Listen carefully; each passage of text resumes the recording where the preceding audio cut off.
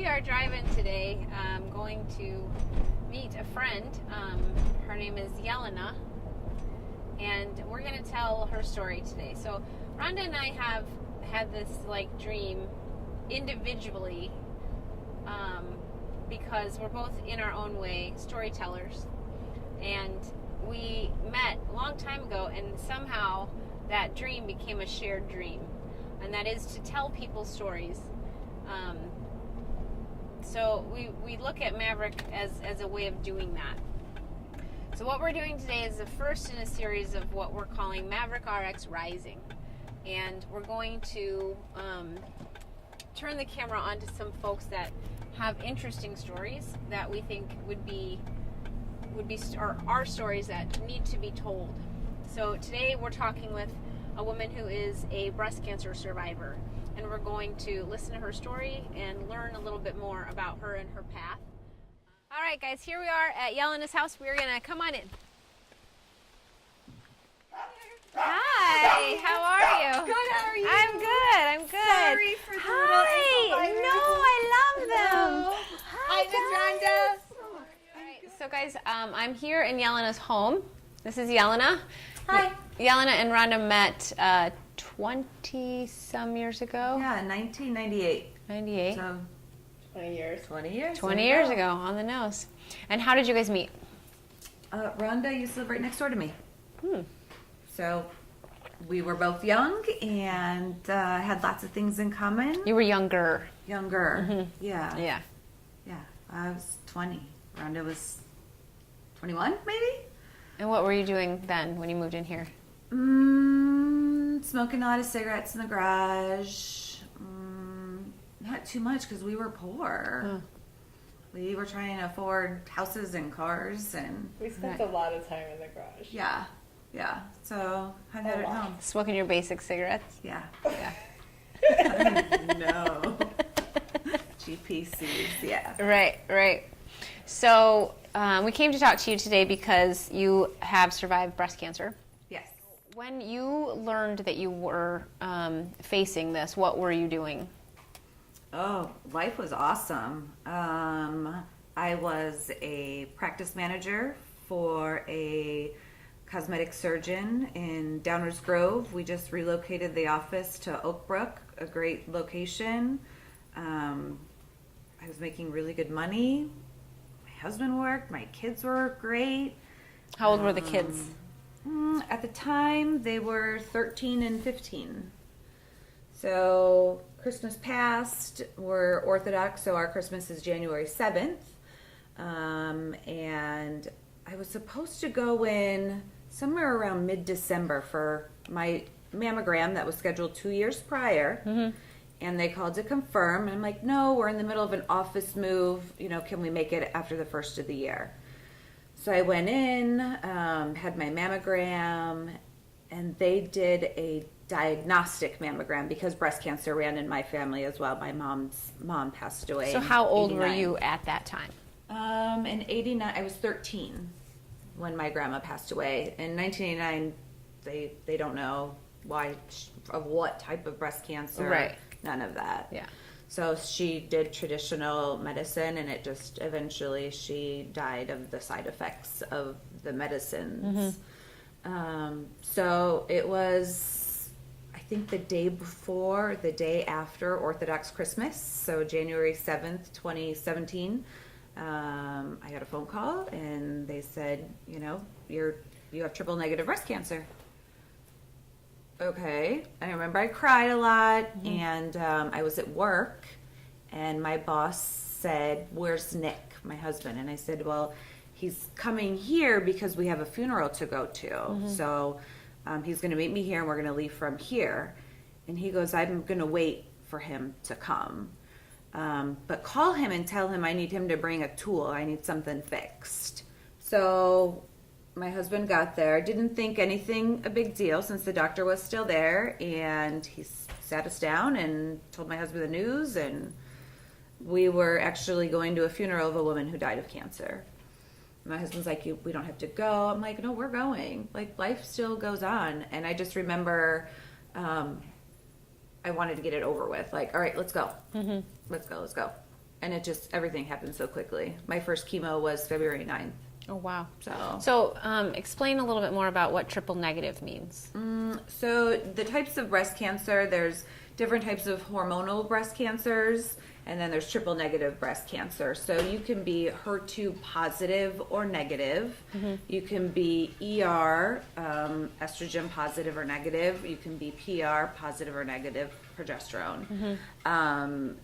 In what I've read, women who are hormonal based breast cancer, the majority gets a pill such as tamoxifen, an anti-cancer pill that they take every day for 5 years, 10 years, depending on their oncologist.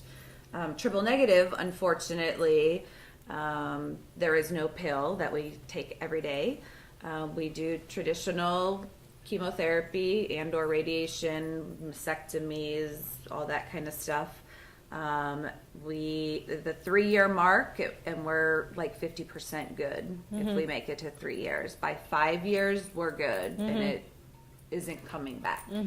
So it's important those first 3 years to go every 6 months and get checked and stay in touch with doctors. Okay, so your first chemo was in February, so you basically 4 weeks after learning that you were positive, triple negative. Then what's the series of events that follow that once you start chemo? So I elected to do neoadjuvant therapy, which is basically chemotherapy before surgery. Okay. I went on my first consultation. I remember the snow. We were late. We were going to Good Sam in Downers Grove. It was my mom, my husband, and myself. And we were like 30 minutes late, and the breast surgeon came in, and she was actually referred to me by my employer at the time. And she basically said, she's like, you know what, you're late. I really don't have too much time. You have breast cancer, and we need to get you in for surgery in the next 2 weeks. Any questions? I'm like, okay. She's like, do you want this book? Some coping with cancer book. My husband's like, sure, we'll take it. And that was it. And she walked out, and my husband goes, what do you think? And I said, yeah, we can go find somebody else. Yeah.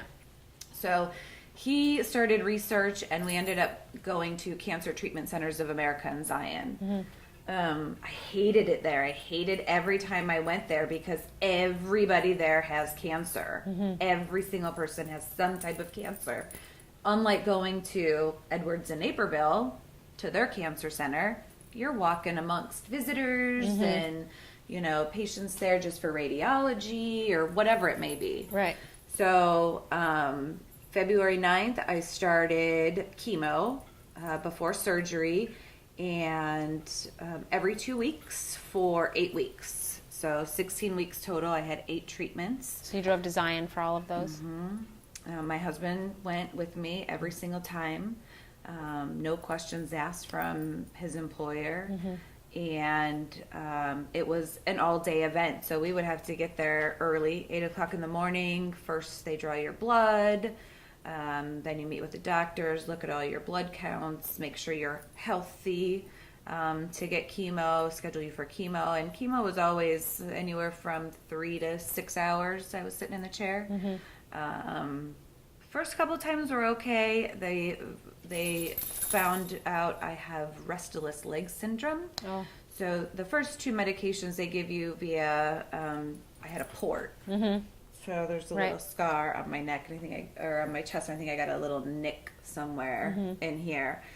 I hate sticking needles every single time. Yeah. So whatever, just port, it's fine. It was like a little Lego. When they took it out, they actually asked me if I wanted it. I'm like, what do I want it for? Right. People are like, well, people make necklaces out of it. I'm like, yeah, no. It's like keeping a baby's umbilical cord. Right. No, thank you. So, phenomenal place. And then I finished chemo, waited a month. But wait, what did they do about the restless leg syndrome? Oh, sorry. I got off track there. Yes, restless leg syndrome. So the first 2 meds they give you are to coat your stomach. The third medication is Benadryl IV, and then it goes on to your chemo meds. Well, the Benadryl IV made me really angry, and the first second treatment, I put my head under, I call it my chemo blanket. It's over there. My niece made it for me.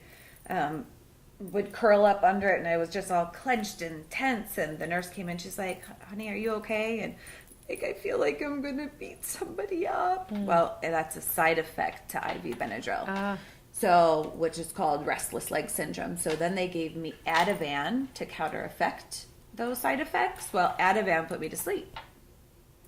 So my poor husband would be sitting by himself while I'm dozed off for 3, 4, 5 hours.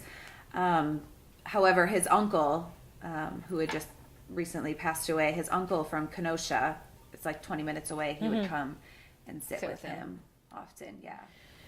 And so, first treatment comes and goes, and you feel how afterwards? Fine. Tired? Fine. I wanted my hair off, so I actually cut my hair off before my first chemo treatment.